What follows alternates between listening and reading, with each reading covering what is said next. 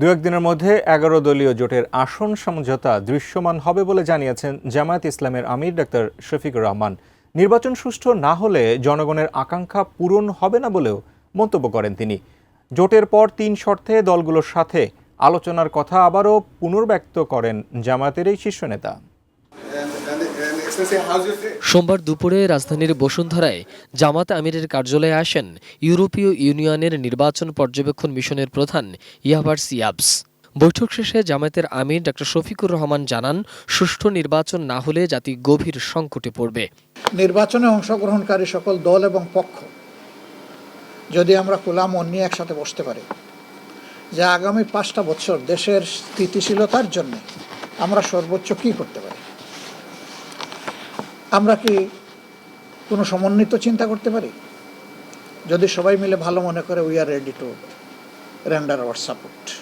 বিশ্বমানের থার্মিক্স রড, সালাম স্টিল থার্মিক্স, দেশের একমাত্র থার্মিক্স রড। নির্বাচন নিয়ে শঙ্কা থাকলেও তার দল বর্তমান ইসির উপরেই আস্থা রাখতে চায়। প্রশাসন ও গণমাধ্যমের সাম্প্রতিক অবস্থানের সমালোচনা করে তিনি বলেন, অভ্যুত্থানের সময়ে সবার ভূমিকা জনগণ মনে রেখেছে।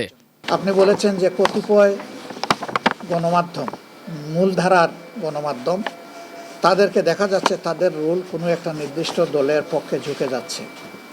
ওই ঝুঁকাতে এখন বাংলাদেশে বড় কিছু হয় না, এটা ঠিক, কিন্তু আমরা তাদের কাছে এটা এক্সপেক্ট করি না, এটাও ঠিক। গণমাধ্যমের পজিশন, গণমাধ্যম এটা দলীয় মাধ্যম না, এটা মাথায় রেখে গণমাধ্যম ফাংশন করুক, সেটাই আমরা প্রত্যাশা করি। বিভিন্ন জায়গায় দলের নারী কর্মীদের হেনস্থার অভিযোগ করে তিনি সবার জন্য সমান সুযোগ নিশ্চিতের দাবি জানান।